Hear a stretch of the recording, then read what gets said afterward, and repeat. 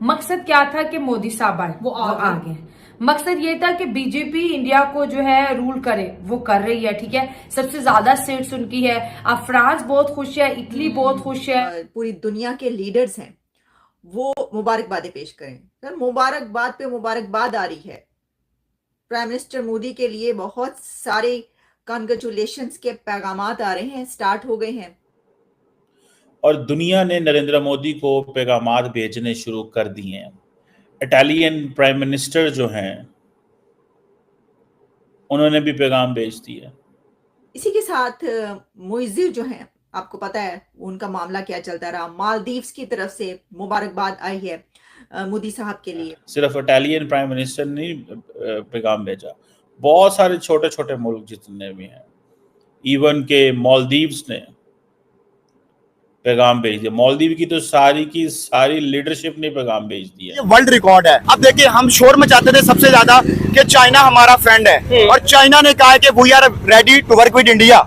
ठीक है, उन्होंने कंग्रेचुलेट किया, नेतन्याहू ने कंग्रेचुलेट किया, बधाई हो कहा उन्होंने। तो आप देखिए कि चाइना, जो कि हम समझते हैं कि हम चाली अभी तक चाइना की बेस पे रहे हैं, अगर चाइना उनके साथ काम करने को तैयार है तो हम क्यों नहीं। चाइना की तरफ से मुबारकबाद आई है मोदी साहब को, और इसके अलावा इजराइल की तरफ से मुबारकबाद आई है मोदी साहब के लिए। भूटान के लीडर की तरफ से मुबारकबाद आई है, कॉन्ग्रेचुलेशंस का मैसेज आया है। जय हिंद दोस्तों आपको बता दें कि नरेंद्र मोदी जी जो है राष्ट्रपति भवन पहुंचे थे, जिसको देख करके पूरे पाकिस्तान के लोग हैरान हो चुके हैं दोस्तों, क्योंकि सबको पता है कि नरेंद्र मोदी जी जो है तीसरे टर्म जो है वो प्रधानमंत्री के संभालने वाले हैं, शपथ ग्रहण करने वाले हैं। बात करेंगे पाकिस्तान के अंदर, इस बात का भी खूब चर्चा चल रहा है कि भारत में ये दूसरे ऐसे प्रधानमंत्री हैं जो 15 साल का कार्यकाल चलाएंगे। इससे पहले नेहरू जी ने जो है 3 बार प्रधानमंत्री पद रह चुके हैं, ये तीसरी बार हो रहा है। दूसरी बार मोदी जी उस टर्म ओवर को जो है इतिहास जो है वो कायम कर रहे हैं, जिसको देखकर पूरे पाकिस्तान के हैरान हो चुके हैं, क्योंकि पाकिस्तान के अंदर अर्थव्यवस्था बहुत ही बेकार हो गया है। आपको मालूम होगा कि वहाँ पे कोई भी सरकार चलती है, बनती है पाकिस्तान के अंदर, तो 6 महीना साल भर से ज़्यादा कोई भी जो है सरकार नहीं चला पाता है, चाहे वो प्रधानमंत्री हो, चाहे सीएम हो, किसी भी तरह का जो मंत्री हो, वो अपना कार्यकाल कभी पूरा नहीं कर पाता है पाकिस्तान के अंदर। सबसे पहले तो इंडिया में टोटल 543 सीट्स थी, इसमें से 295 पे जो उनका इत्तेहाद है एनडीए, नेशनल डेमोक्रेटिक अलायंस, उन्होंने जीती, और 238 जो था इंडिया राहुल गांधी की सरबराही में जो एक अलायंस था, उन्होंने जीती। सबसे पहले तो ये पिछली जो विक्ट्री थी मोदी की, उतनी बड़ी विक्ट्री नहीं थी नरेंद्र मोदी की जितनी अभी थोड़ी कम हुई है, ठीक है। लेकिन उसके मुकाबले में वजह ये बताई जा रही है कि 27 से 28 पार्टीज का वो एक अलायंस था, जो कि इंडिया के नाम से अलायंस था, और वहां पे जो एक पूरा का पूरा एक इलेक्शन का निजाम हो, हालांकि 1 महीने से ज्यादा मेरे ख्याल है वहां पे इलेक्शन चले, मरहलावार 7 मरहलों में ये इलेक्शन हुए। तो मजे की बात यह है कि वहां पे कोई खून खराबा देखने को नहीं मिला, वहां पे कोई सिक्योरिटी के ऐसे निजाम नहीं थे जो कि निजाम खराब हुआ।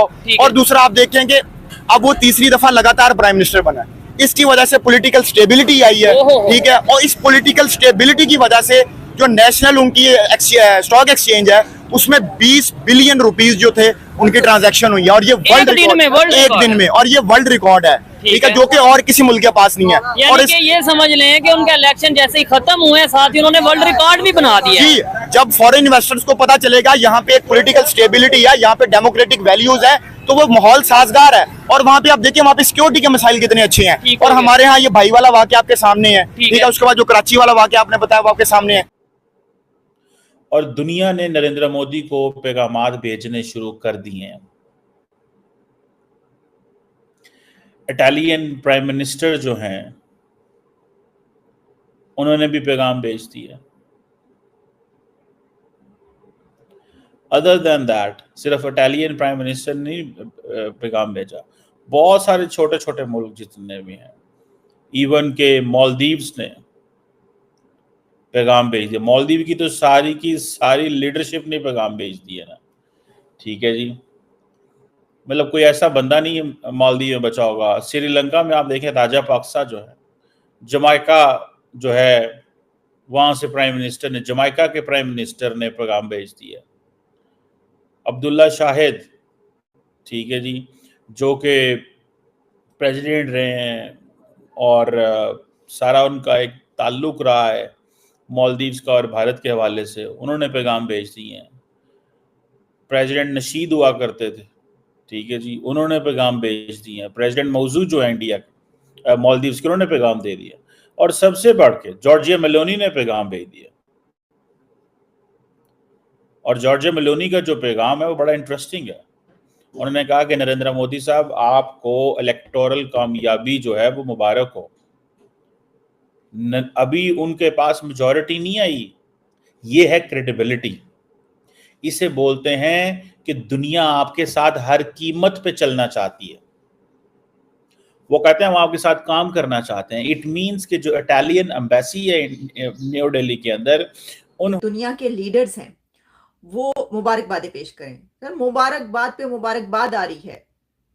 प्राइम मिनिस्टर मोदी के लिए बहुत सारे कॉन्ग्रेचुलेशंस के पैगामात आ रहे हैं, स्टार्ट हो गए हैं मैसेजेस आना।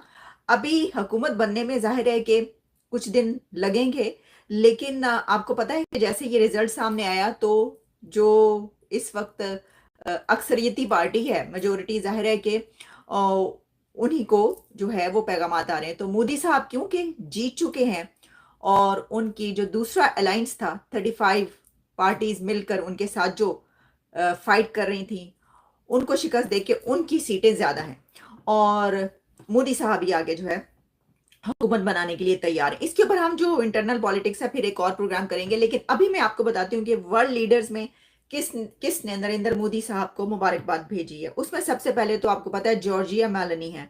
उन्होंने बड़ी वार्म विशेस भेजी है नरेंद्र मोदी साहब को और उन्होंने ये कहा है कि हम ये चाहते हैं कि ताल्लुकात मजीद अच्छे हों और जो टाइज हैं वो स्ट्रेंथन करने की बात की है। बहुत मुबारकबाद पेश की है जॉर्जिया मेलोनी ने। इसी के साथ मुइज़ जो हैं, आपको पता है उनका मामला क्या चलता रहा। मालदीव्स की तरफ से मुबारकबाद आई है मोदी साहब के लिए। और इसी के साथ फिर और कुछ कंट्रीज हैं, जैसे कि चाइना की तरफ से मुबारकबाद आई है मोदी साहब को। और इसके अलावा इजराइल की तरफ से मुबारकबाद आई है मोदी साहब के लिए। भूटान के लीडर की तरफ से मुबारकबाद आई है, कॉन्ग्रेचुलेशंस का मैसेज आया है मोदी साहब के लिए। इटली की तरफ से कांग्रेट्स किया गया है, मुबारकबाद का पैगाम पहुंचा है मोदी साहब को। और इसके अलावा दुनिया भर के यूक्रेन, मॉरिशस, इजराइल, भूटान और चाइना, इन सब की तरफ से पैगामात आ रहे हैं भारत के नए 8 तारीख को बनने वाले वजीर आजम के लिए। जो वहाँ पर पाकिस्तान के अंदर जो है दोस्तों आर्मी की कुछ ज़्यादा चलती है। मंत्री, पीएम, सीएम जो हैं वो उतना उन लोगों को वैल्यू नहीं दिया जाता जितना वहाँ के आर्मी के चीफ को और आर्मियों को। जो पाकिस्तान के अंदर आर्मी का डिमांड ज़्यादा है और पीएम और सीएम का डिमांड कुछ भी नहीं है, इस तरह का है। तो वही हालात, इसको देखकर पूरे पाकिस्तान में जो है वो न्यूज़ हाईलाइट हो चुका है, क्योंकि नरेंद्र मोदी जी जो है वो तीसरी टर्म जो है वो प्रधानमंत्री का शपथ ग्रहण करने वाले हैं। उनका विधानसभा का फुटेज देख कर के लोग हैरान हो चुके हैं किस तरीके से उन्हें जो है राष्ट्रपति भवन के सामने अब जो है वो दोबारा शपथ ग्रहण करने वाले हैं, जिसको देख कर के पूरे पाकिस्तान के लोग हैरान हो चुके हैं। साथ में पूरे अंतर्राष्ट्रीय मीडिया, नेशनली मीडिया तक जो है वो मोदी के ऊपर जो है फोकस किए हुए हैं। नरेंद्र मोदी के ऊपर सबका जो है वो ध्यान केंद्रित हो चुका है और पाकिस्तान को मालूम हो चुका है कि भारत जो है एक पावरफुल कंट्री है और सुपर पावर धीरे धीरे बनता जा रहा है। अभी भारत का अर्थव्यवस्था जो है वो 5वें नंबर पर है, लेकिन इस बार जो तीसरी बार नरेंद्र मोदी जी अगर जो है कार्यकाल संभाल रहे हैं, इस कार्यकाल में जो है भारत जो है वो तीसरे नंबर पे अर्थव्यवस्था में आ जाएगा। इसको लेकर के पाकिस्तानियों को पता चल चुका है, सब लोगों को मालूम है कि भारत पहले बहुत ही ज़्यादा डाउनग्रेड था, अर्थव्यवस्था भारत का बहुत ही डाउन था 2014 से पहले। जब से पीएम मोदी ने अपने 10 साल गुजारे हैं, उस 10 साल के अंदर जो है भारत का अर्थव्यवस्था जो है वो 5वें नंबर पे आ गया है। और भगवान करेंगे, श्री राम का दुआ होगी, आशीर्वाद होगा तो जल्द ही जो है तीसरी टर्म में ही जो है वह तीसरे नंबर पे भारत आ जाएगा।